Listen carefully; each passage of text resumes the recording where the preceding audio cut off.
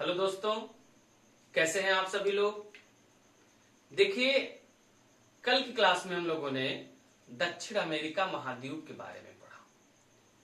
South America continent की सारी बातें हम लोगों ने डिस्कस की। वास्तव में क्या मिनरल्स हैं, कौन सी उसकी क्लाइमेट है, कैसे उसकी स्थिति है, कैसा लोकेशन है, each and everything we have discussed in last lecture.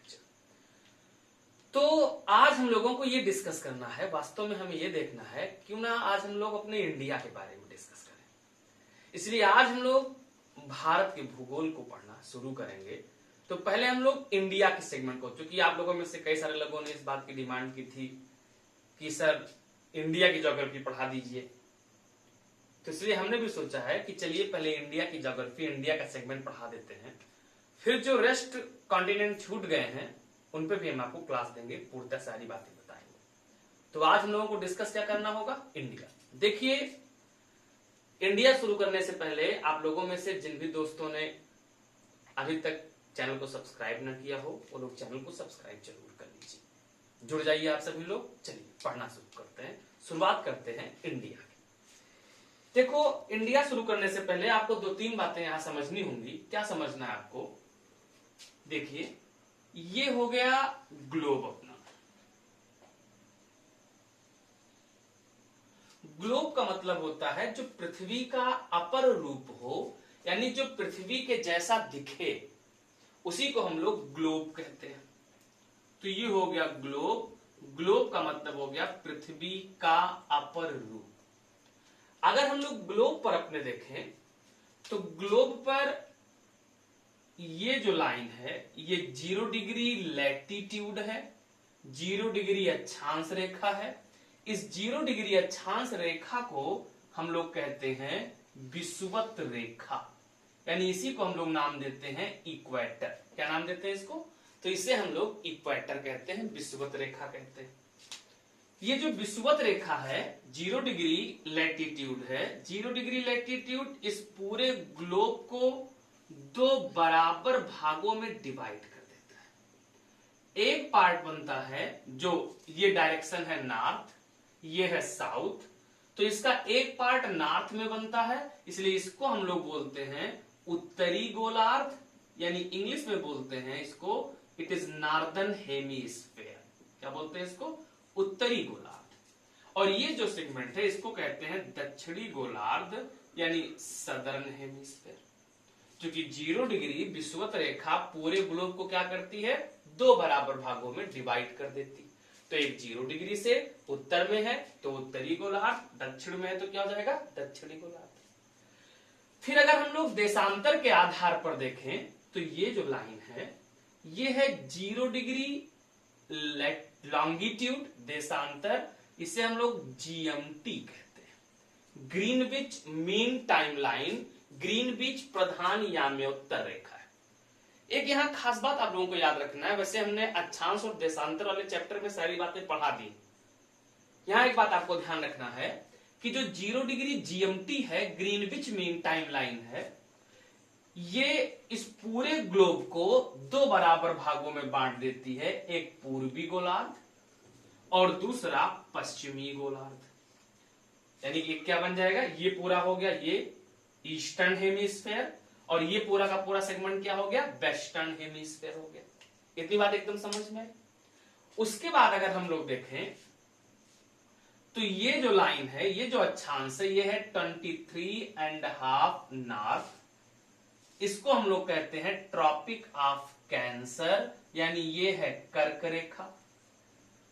दूसरा ये जो लाइन है ये है 23.5 साउथ, ये है कैप्रिकॉर्न, यानी मकर रेखा। अब अगर हम लोग इस ग्लोब पर अपने इंडिया की एग्जैक्ट लोकेशन देखें तो जो हमारी अपनी इंडिया है, हम सबको ये पता है कि जो कर्क रेखा है ये भारत से होकर के जाती। तो अगर इस ग्लोब पर हम लोग अपने इंडिया को देखेंगे तो ये अपना भारत है। ये क्या हो गया, तो ये है अपने भारत का पोर्शन। ध्यान दीजिएगा, ये हो गया अपना भारत। तो अब अगर हम लोग भारत की लोकेशन को, ये इंडिया जो आपको मैप में दिख रहा है, ये इंडिया हमने जो बनाया है, अगर इसे आप ग्लोब पर देखें तो ग्लोब पर अगर हम अपने भारत को देखें, इंडिया के बारे में देखें, तो आप बताओ इस देशांतर के आधार पर 0 डिग्री जीएमटी के आधार पर हमारा भारत किस गोलार्ध में है? तो जीएमटी के आधार पर 0 डिग्री देशांतर के आधार पर इसके पूरब में भारत है, तो किस गोलार्ध में हो गया? पूर्वी गोलार्ध में। तो किस गोलार्ध में हो जाएगा? इंडिया पूर्वी गोलार्ध में हो गया। और जो पूर्वी गोलार्ध में किस आधार पर? 0 डिग्री जीएमटी के आधार पर, यानी देशांतर के आधार पर भारत किस गोलार्ध में स्थित है? पूर्वी गोलार्ध में। उसके बाद अगर 0 डिग्री इक्वेटर से आप देखो तो इसके किस तरफ है? उत्तर में है। तो उत्तर में अगर है, इसका मतलब हो गया कि अक्षांश के आधार पर अगर हम लोग इंडिया को देखें तो किस गोलार्ध में है? उत्तरी गोलार्ध में है। क्या इतनी बात मेरी समझ में है? यानी वास्तव में ग्लोब पर अगर हम इंडिया की एग्जैक्ट पोजीशन देखें तो ये विषुवत रेखा यानी अक्षांश के आधार पर किस गोलार्ध में है? उत्तरी गोलार्ध में है। और अगर देशांतर के आधार पर हम देखें, लॉन्गिट्यूड के आधार पर देखें, तो ये ईस्टर्न हेमिस्फीयर में है, यानी पूर्वी गोलार्ध में स्थित है। कौन? भारत की स्थिति ये होगी। क्या इतनी बात एकदम क्लियर समझ में आई? अब हम लोग देखते हैं कि इंडिया का अक्षांशीय विस्तार कितना है और हमारे भारत का देशांतरीय विस्तार कितना है। तो अगर हम लोग इंडिया के अक्षांशीय विस्तार की बात करें कि हमारा भारत कितने अक्षांश तक फैला हुआ है, तो देखिएगा, समझिएगा, इसको एग्जैक्ट समझ में आएगा आपको। ये हो गया अपना भारत,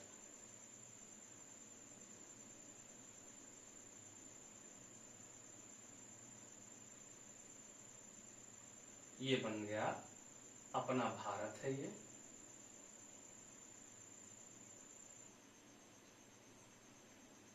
देखो, अगर हम लोग भारत के अक्षांशीय विस्तार की बात करें, यहां ध्यान दीजिएगा, अभी हम लोगों ने देखा है कि अक्षांश के आधार पर भारत किस गोलार्ध में है? उत्तरी गोलार्ध में। यानी ये जो रेखा है ये कितने डिग्री है?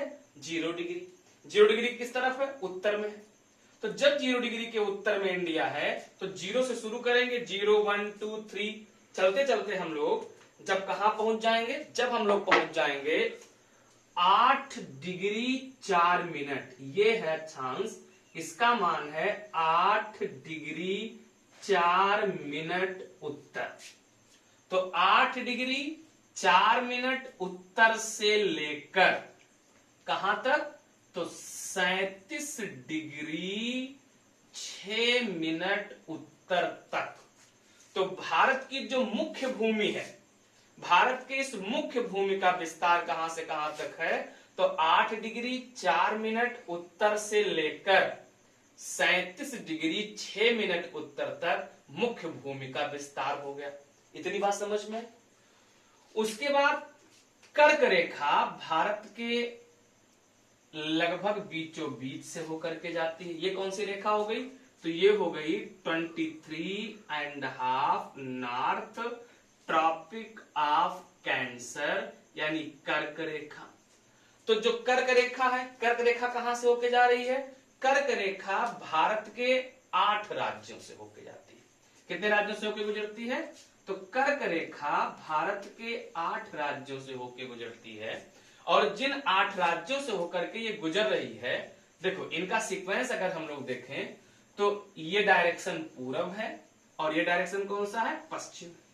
तो पश्चिम से पूरब अगर हम सीक्वेंस देखें तो ये जो राज्य है, ये राज्य हो गया गुजरात। गुजरात के बाद ये पड़ेगा राजस्थान। कौन सा राज्य हो गया? राजस्थान। राजस्थान के बाद अगर आप देखो तो ये हो गया मध्य प्रदेश। कौन हो गया? मध्य प्रदेश। मध्य प्रदेश के बाद अगर आप देखो तो ये हो गया छत्तीसगढ़। कौन सा राज्य हो गया? छत्तीसगढ़। छत्तीसगढ़ के बाद अगर आप देखो तो ये हो गया झारखंड। कौन सा राज्य हो गया? झारखंड। झारखंड के बाद अगर आप देखो तो ये हो गया वेस्ट बंगाल, पश्चिम बंगाल। उसके बाद ये बांग्लादेश है, उससे कोई मतलब नहीं। फिर ये राज्य हो गया त्रिपुरा। कौन सा राज्य? त्रिपुरा। और त्रिपुरा के बाद ये राज्य हो गया मिजोरम। यानी कुल कितने राज्य हो गए? 8। अगर पश्चिम से पूरब जाए तो इसमें हो जाएगा गुजरात, राजस्थान, मध्य प्रदेश, छत्तीसगढ़, झारखंड, पश्चिम बंगाल, त्रिपुरा और मिजोरम। अगर पूरब से पश्चिम आए तो यहां से चले आएंगे मिजोरम, त्रिपुरा, पश्चिम बंगाल, झारखंड, छत्तीसगढ़, मध्य प्रदेश, राजस्थान और गुजरात। तो कितने राज्यों से होकर के गुजर गई? तो जो कर्क रेखा है, ट्रॉपिक ऑफ कैंसर है, ये भारत के 8 राज्यों से होकर के गुजरती है। इतनी बात एकदम क्लियर समझ में आई। इसके बाद अगर हम लोग देखें, यहां ध्यान दीजिएगा, अच्छे समझिएगा। इसके बाद अगर हम लोग देखें तो हमारे इंडिया के पास जो आइलैंड है, जो द्वीप समूह है, जरा हम द्वीप समूह के बारे में देखिए।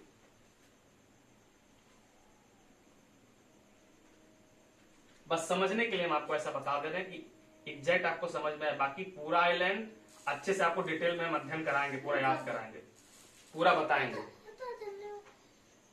अंडमान और ये है निकोबार। एक बात ये ध्यान रखिएगा, अंडमान निकोबार बस एक एक आइलैंड नहीं, एक सीरीज ऑफ आइलैंड।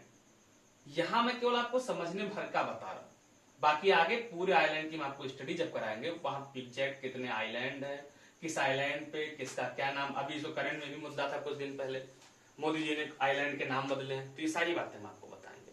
तो देखिए, अब ये हो गया अंडमान निकोबार। ये जो आपको आइलैंड दिख रहा है, ये है मालदीव, एक अलग देश है, नाम क्या है? मालदीव। ये आइलैंड है मिनिकॉय। कौन सा आइलैंड है? मिनिकॉय। और ये हो गया लक्षद्वीप। ये इंडिया के पास है, ये अलग देश है, ये तो इंडिया का भाग ही है, इंडिया के पास। ये बात समझ में आए? अब जरा यहां देखो आप, ये 0 डिग्री है, जीरो चलेंगे तो 1 2 3 4 5 6 7 8 ये पड़ा होगा, 9 10 11 12 देखो 23 ये पड़ा, उसके बाद आगे बढ़े 37 तक ही चला। यानी 0 के बाद जब हम चल रहे हैं तो 8 9 10 11 करते करते 37 तक पहुंचे।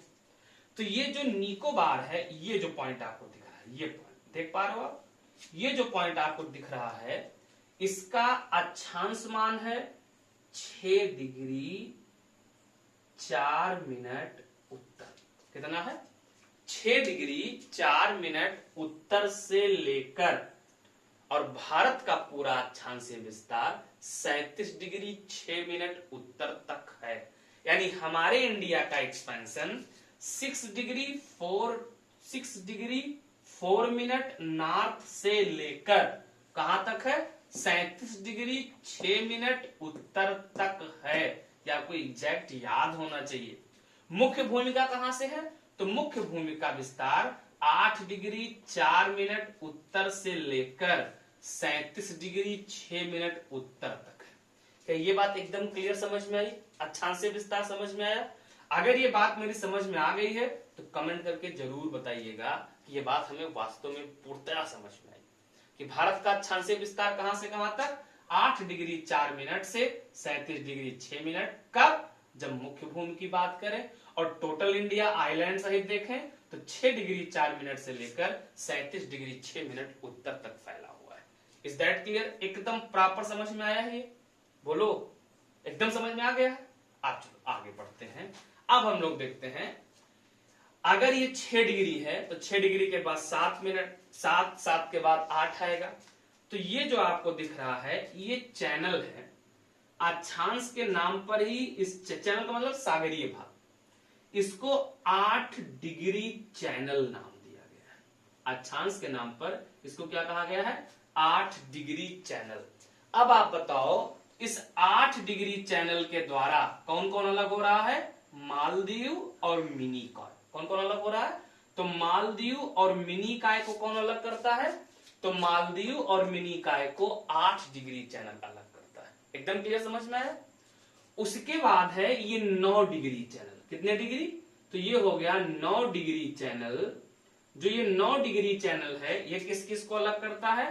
तो 9 डिग्री चैनल मिनिकॉय और लक्षद्वीप को अलग करता है। किस किस को? मिनिकॉय और लक्षद्वीप को अलग करता है। और ये है 10 डिग्री चैनल। कितने डिग्री? 10 डिग्री चैनल है, 10 डिग्री चैनल है। 10 डिग्री चैनल किस किस को अलग करता है? तो 10 डिग्री चैनल अलग करता है अंडमान निकोबार को। किसको अलग करता है? अंडमान निकोबार को अलग करता है। क्या ये बात समझ में आई? बोलो, एकदम क्लियर समझ में आई है?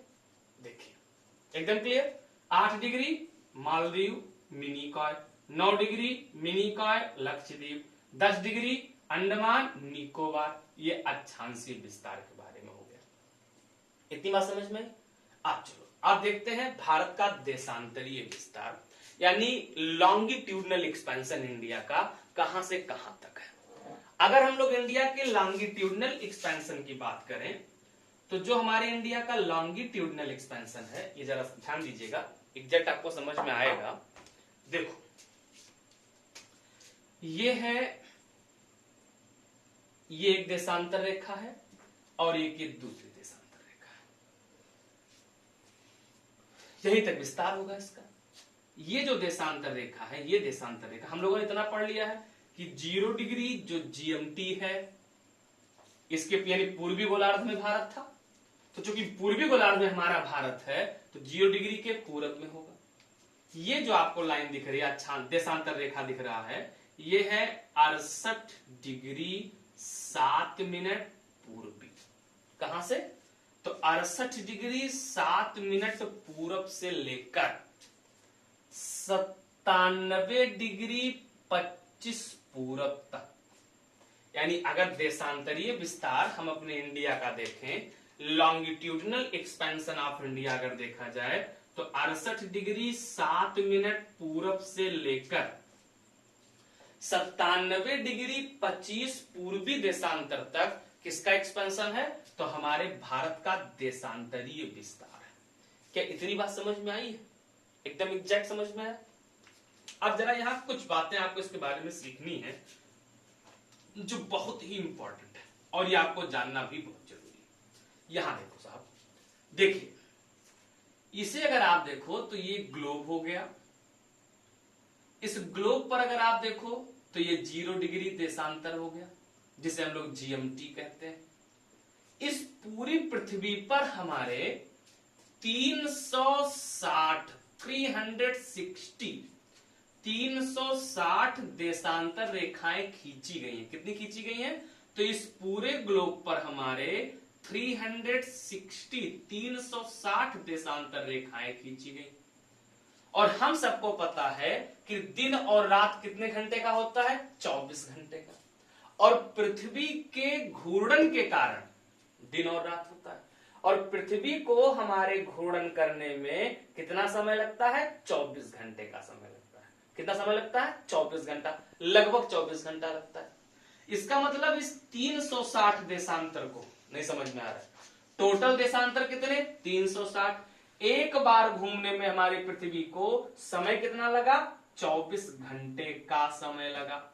इसका मतलब एग्जैक्ट मतलब ये हो गया कि 360 देशांतर घूमने में कुल कितना समय लग गया? 24 आवर, 24 घंटे का समय लगा।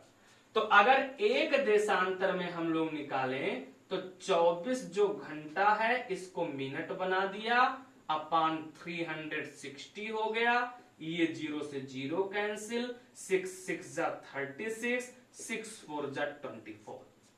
इसका मतलब एक देशांतर की दूरी को चलने में सूर्य का प्रकाश कितना समय लेगा? 4 मिनट का समय लेगा। एग्जैक्ट क्लियर समझ में आया? मतलब ये एग्जैक्ट हो गया कि अगर मान लो ये 10 डिग्री नॉर्थ लॉन्गिट्यूड है और अगर ये 11 डिग्री नॉर्थ ईस्ट है और अगर ये 11 डिग्री ईस्ट है तो इसके बीच की दूरी को चलने में कितना समय लगेगा? 4 मिनट का समय लगेगा। इतनी बात हमारी एकदम क्लियर समझ में आई? तो अब इसका इंपैक्ट ये रियल में वास्तव में 4 मिनट का समय लग रहा है, तो ये 68/7 है, ये 97/25 है। भारत के अगर इस देशांतरीय विस्तार के बारे में अगर हम देखें तो लगभग 30 देशांतर का अंतर आ रहा है। भाई ये 68 है, ये 97, तो इसको अगर हम 98 मान ले, हमने मान लिया 98, तो 68 से 98 जाएंगे, 30 देशांतर का अंतर है। और अगर 30 देशांतर का अंतर आ रहा है, आप खुद बताओ, अगर 30 देशांतर का अंतर आया एक देशांतर की दूरी चलने में 4 मिनट का समय अगर लगता है तो 30 देशांतर का चलने में 30 गुणे 4 120 मिनट यानी 2 घंटा हो गया। तो ये जो गुजरात है और ये जो अरुणाचल प्रदेश है, गुजरात से अरुणाचल प्रदेश के वास्तविक जो समय है इसमें कितने घंटे का अंतर है? 2 घंटे का। कितने का अंतर है? 2 घंटे का अंतर है। ये मेरी बात समझ में आई? तो अगर ये 2 घंटे का अंतर हो गया, अब अगर हमें भारत की कोई एक स्टैंडर्ड टाइमलाइन यानी आईएसटी रखना हो, फिक्स करना हो कि हम एक टाइम जोन में अपने भारत को बांट दें, उसी टाइम जोन से हम भारत का समय मापें, तो वास्तव में उस टाइम जोन को ज्ञात करने के लिए यही होना चाहिए कि अगर ये 2 घंटे का अंतर है तो जहां से 1 घंटे का अंतर हो उसी को अगर हम अपने भारत की आईएसटी मान लें तो 1 घंटे ये हो जाएगा, 1 घंटे ये हो जाएगा, तो लगभग इन दोनों का अंतर 1 घंटे, एक घंटे दोनों पे फिक्स हो जाएगा। इसीलिए क्या किया गया, अंतर कितने का है? 30 देशांतर का। हमने मान लिया 30 का है। 30 का आधा कितना हो जाएगा? 15 देशांतर। तो चाहे हम 68 में 15 देशांतर जोड़ दें और चाहे हम 98 में 15 देशांतर माइनस कर दें, आएगा कितना? 83 आएगा। यहां है वास्तव में 97, हमने मान कितना लिया था? 98 तक। कैलकुलेशन में दिक्कत ना है तो अगर 98 माना था तो 1 का आधा कर दो, यानी इसमें से आधा माइनस कर दो, तो कितना बचेगा? 82.5। क्या ये बात समझ में आई? कैलकुलेशन समझ में आया? कितना आएगा? 82.5 आएगा। इसका मतलब जो 82.5 डिग्री पूर्वी देशांतर है, कितने डिग्री? 82.5 डिग्री जो पूर्वी देशांतर है, उस 82.5 डिग्री पूर्वी देशांतर को अगर हम भारत की आईएसटी फिक्स करें तो वास्तव में इन दोनों के बीच की दूरी का जो 2 घंटे का अंतर था वो कितने में आ जाएगा? 1 घंटे में, क्योंकि वो बीचों बीच में स्थित हो जाएगा। क्या ये बात क्लियर समझ में आई है? बोलो। इसीलिए भारत की जो आईएसटी माना गया, जो इंडियन स्टैंडर्ड टाइमलाइन माना गया है, वो कितने डिग्री देशांतर को माना गया है? 82.5 डिग्री पूर्वी देशांतर को माना गया है। एग्जैक्ट समझ में आया? बोलो। अब हम लोग ये देखते हैं कि ये 82.5 डिग्री किन किन राज्यों से होकर के गुजरती है। तो किन किन राज्यों से होकर के 82.5 डिग्री गुजरती है? देखो, अब हम हर एक लेक्चर पर आपको क्वेश्चन भी देंगे। क्लास के अंत में हम आपको जो पढ़ाएंगे उस पे 1 सवाल, 2 सवाल, 4 सवाल देंगे और उन सबका आंसर आपको कमेंट करके बताना रहेगा। ये बात समझ पा रहे? खैर, किन किन राज्यों से होकर के जाती है तो देखिए, जरा समझिए।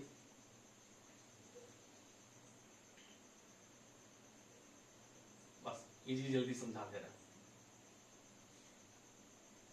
देखो, तो जिन राज्यों से होकर के जा रही है वो राज्य कौन कौन से हैं?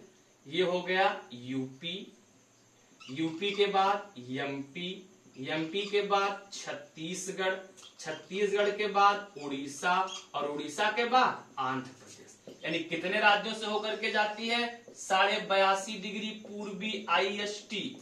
तो ये भारत के 5 राज्यों से होकर के जाती है और वो 5 राज्य कौन कौन है? उत्तर प्रदेश, उत्तर प्रदेश के बाद मध्य प्रदेश, मध्य प्रदेश के बाद छत्तीसगढ़, छत्तीसगढ़ के बाद उड़ीसा और उड़ीसा के बाद आंध्र प्रदेश। क्या इतनी बात एग्जैक्ट समझ में आ गई? तो चलिए आप देखते हैं कि हमारे इंडिया की नेबरिंग कंट्री कौन कौन सी। शुरुआत करते हैं इसकी। अब पहले हम लोग ये देखते हैं कि हमारे इंडिया का सबसे उत्तरी बिंदु कौन सा है, सबसे दक्षिणी बिंदु कौन सा है, सबसे पूर्वी बिंदु कौन सा है और सबसे पश्चिमी बिंदु कौन सा है। देखो यार, अगर अपने भारत का सबसे उत्तरी पॉइंट देखें तो इसको कहा जाता है इंदिरा काल। क्या बोलते हैं इसको? इंदिरा काल कहते हैं। और सबसे दक्षिणी अगर हम देखें तो ये है इंदिरा पॉइंट, जो कहां स्थित है? अंडमान निकोबार। लेकिन अगर हम लोग मेन मुख्य भूमि पर देखें तो ये है कन्याकुमारी। जो कहां है? तमिलनाडु में। इंदिरा कॉल कहां है? जम्मू में। उसके बाद अगर हम लोग देखें, यहां ध्यान दीजिएगा, यहां देखो, अगर पश्चिमी पॉइंट हम लोग देखें तो जो पश्चिमी पॉइंट है, इस पश्चिमी पॉइंट में है गौर माता, और ये है गुजरात। कहां है? गुजरात में। अगर पूर्वी बिंदु हम लोग देखें तो ये है किबिथु। कौन है? किबिथु है। और किबिथु कहां है? अरुणाचल प्रदेश में। अगर हम लोग भारत की उत्तर से दक्षिण, अगर भारत की उत्तर से दक्षिण लंबाई देखें तो ये है 3214 किलोमीटर। कितना है? 3214 किलोमीटर। और अगर पश्चिम से पूरब या पूरब से पश्चिम देखें तो ये है 2933 किलोमीटर। कितना है? 2933 किलोमीटर। जो हमारा भारत है इसका आकार चतुष्फलकीय माना जाता है। कैसा माना जाता है? तो हमारे भारत का आकार चतुष्फलकीय माना जाता है, यानी चतुष्फलकीय भारत। ये बात समझ में आए? अब अगर पड़ोसी राज्य हम लोग देखें तो पड़ोसी राज्य कौन कौन से हैं? पड़ोसी मुल्क में अगर हम देखें तो ये हो गया पाकिस्तान, यहां पर ये है अफगानिस्तान, ये हो गया चाइना, ये हो गया नेपाल, ये है भूटान, ये हो गया म्यांमार,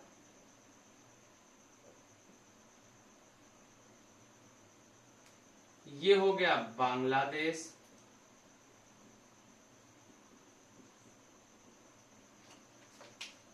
ये हो गया श्रीलंका,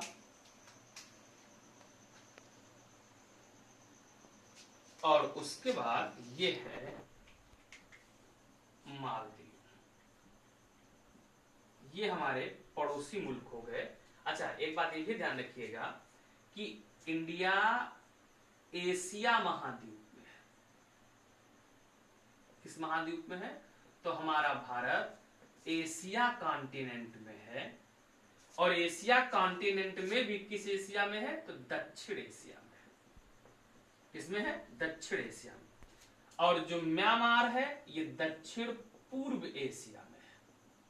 और ये जो हमारा ये पूर्वोत्तर भारत है सीधे किसको स्पर्श करता है? म्यांमार को। यानी हमारा भारत दक्षिण पूर्व एशिया से स्थल से सीधा जुड़ा हुआ है। ये बात समझ पा रहे? तो पड़ोसी राज्य कौन कौन, देश कौन कौन से हो गए? पाकिस्तान, पाकिस्तान के बाद अफगानिस्तान, अफगानिस्तान के बाद चाइना, नेपाल, भूटान, म्यांमार, बांग्लादेश, श्रीलंका, और कौन है? मालदीव। अब अगर सबसे ज्यादा सीमा रेखा की बात करें तो सीमा रेखा को मिलाने वाले सबसे अधिक सीमा रेखा वाले 4 देश कौन कौन से हैं? तो ये है, पहला है बांग्लादेश, दूसरा है चीन, तीसरा है पाकिस्तान, और चौथा है नेपाल। ये याद रखिए। इसमें वास्तव में क्वेश्चन जो पूछे जाते हैं वो आपसे ये सवाल पूछे जाएंगे कि कौन कौन से भारतीय राज्य पाकिस्तान को स्पर्श करते हैं, कौन कौन से अफगानिस्तान को, ऐसे कौन कौन से राज्य किस किस पड़ोसी देश को स्पर्श करते हैं, कैसे बाउंड्री बनती है। तो इसके बारे में डिस्कशन हम लोग अगली क्लास में करेंगे। ये मेरी बात समझ पाए? अब इसमें हम लोगों को ये देखना है वास्तव में, पहले तो जितना आज पढ़ा है इस पे क्वेश्चन है। क्वेश्चन है, क्वेश्चन नंबर 1 है कि 8 डिग्री चैनल किस किस को अलग करती है। इसमें हम आपको ऑप्शन नहीं देंगे, आपको खुद से आंसर लिख के भेजना है। पहला क्वेश्चन क्या हो गया कि 8 डिग्री चैनल किस किस को अलग करती है। ये बात समझ में है? और क्वेश्चन नंबर 2 है 82.5 डिग्री पूर्वी देशांतर रेखा नहीं गुजरती है। यानी आपको बताना है कि किसमें से नहीं गुजरती है। इसमें आपका पहला ऑप्शन है, पहला ऑप्शन आपका है यूपी, दूसरा ऑप्शन आपका है आंध्र प्रदेश, तीसरा ऑप्शन आपका है झारखंड और चौथा ऑप्शन डी ऑप्शन आपका है छत्तीसगढ़। आपको यह बताना है इसमें से कि 82.5 डिग्री पूर्वी देशांतर रेखा इन चारों में से किस राज्य से होकर के नहीं गुजरती। इन दोनों के आंसर आपको कमेंट करना है। आप कमेंट करके इसका आंसर जरूर भेजिएगा, तो हमें लगेगा कि वास्तव में आप पढ़ाई कर रहे हैं। ये मेरी बात समझ में? तो साहब आज यहीं तक। इसके आगे बहुत डीपली, बहुत ही अच्छे ढंग से हम आपको इंडिया की सारी ज्योग्राफी बताएंगे, कंप्लीट ज्योग्राफी बताएंगे। ये भी बात समझ में आ गई? चलिए तो यहीं तक। बहुत बहुत धन्यवाद। Thank you. जय हिंद।